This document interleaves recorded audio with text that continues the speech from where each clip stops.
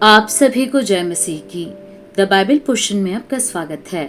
हमारा आज का वचन है पहला राजाओं की पुस्तक 5वां अध्याय।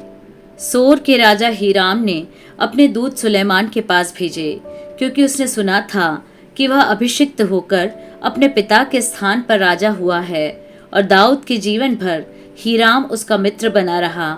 सुलेमान ने हीराम के पास यूं कहला भेजा, तुझे मालूम है कि मेरा पिता दाऊद अपने परमेश्वर यहोवा के नाम का एक भवन इसलिए न बनवा सका कि वह चारों ओर लड़ाइयों में तब तक उलझा रहा जब तक यहोवा ने उसके शत्रुओं को उसके पांव तले न कर दिया।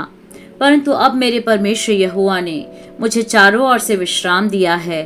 अब न तो कोई विरोधी है और न कुछ विपत्ति देख पड़ती है। मैंने अपने परमेश्वर यहोवा के नाम का एक भवन बनवाने की ठान रखी है, अर्थात उस बात के अनुसार जो यहोवा ने मेरे पिता दाऊद से कही थी, तेरा पुत्र जिसे मैं तेरे स्थान में गद्दी पर बैठाऊंगा वही मेरे नाम का भवन बनवाएगा। इसलिए अब तू मेरे लिए लबानोन पर से देवदारू काटने की आज्ञा दे, और मेरे दास तेरे दासों के संग रहेंगे, और जो कुछ मजदूरी तू ठहराए वही मैं तुझे तेरे दासों के लिए दूंगा। तुझे मालूम है कि सीदोनियों के बराबर लकड़ी काटने का भेद हम लोगों में से कोई भी नहीं जानता।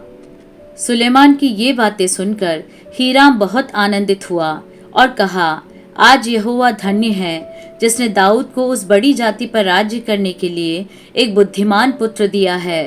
तब हीराम ने सुलेमान के पास यूं कहला भेजा, जो तूने मेरे पास कहला भेजा है वह मेरी समझ में आ गया। देवदारू और सनोवर की लकड़ी के विषय जो कुछ तू चाहे वही मैं करूँगा। मेरे दास लकड़ी को लबानोन से समुद्र तक पहुँचाएंगे, फिर मैं उनके बेड़े बनवाकर जो स्थान तू मेरे लिए ठहराए वहीं पर समुद्र के मार्ग से उनको पहुँचवा दूंगा। वहाँ मैं उनको खोल कर डलवा दूंगा और तू उन्हें ले लेना, और तू मेरे परिवार के लिए भोजन देकर मेरी भी इच्छा पूरी करना। इस प्रकार हीराम सुलेमान की इच्छा के अनुसार उसको देवदारू और सनोवर की लकड़ी देने लगा, और सुलेमान ने हीराम के परिवार के खाने के लिए उसे 20,000 कोर गेहूं और 20 कोर पेरा हुआ तेल दिया। इस प्रकार सुलेमान हीराम को प्रतिवर्ष दिया करता था। यहोवा ने सुलेमान को अपने वचन के अनुसार बुद्धि दी, और हीराम और सुलेमान के बीच मेल बना रहा, वरन उन दोनों ने आपस में वाचा भी बांध ली।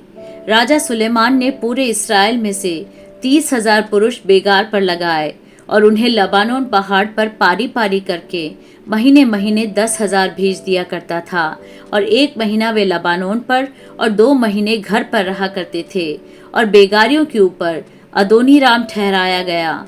सुलेमान के 70,000 बोझ ढोने वाले और पहाड़ पर 80,000 वृक्ष काटने वाले और पत्थर निकालने वाले थे। इनको छोड़ सुलेमान के 3,300 मुखिए थे जो काम करने वालों के ऊपर थे। फिर राजा की आज्ञा से बड़े बड़े अनमोल पत्थर इसलिए खोद कर निकाले गए कि भवन की नींव गढ़े हुए पत्थरों से डाली जाए। अतः सुलेमान के कारीगरों और हीराम के कारीगरों और गबालियों ने उनको गढ़ा और भवन के बनाने के लिए लकड़ी और पत्थर तैयार किए।